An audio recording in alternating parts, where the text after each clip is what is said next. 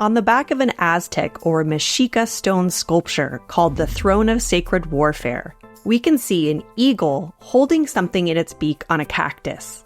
It looks serpent-like in form, but upon closer inspection, it's not a snake. It's two different intertwined bands.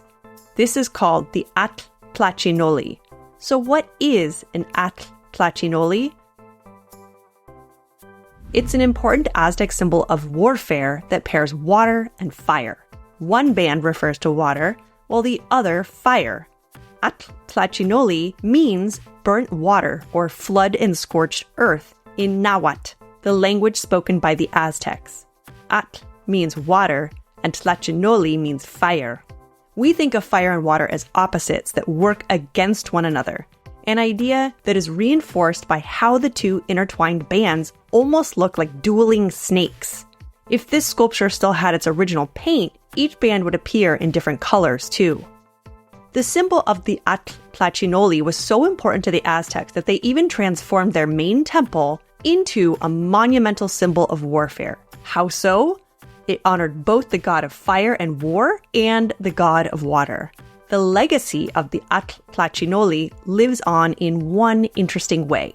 Have you ever seen the Mexican flag with the eagle holding a snake in its beak and standing on a cactus? Well, that image likely is an adaptation of the Atl-tlachinolli.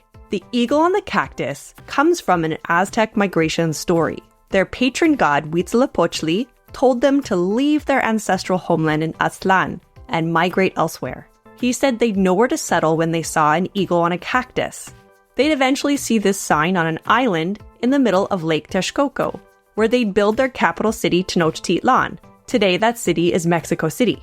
The snake in the eagle's mouth only gets incorporated into the story after the Spanish conquest in 1521. Spaniards seem to have confused the Aztec warfare symbol with a serpent.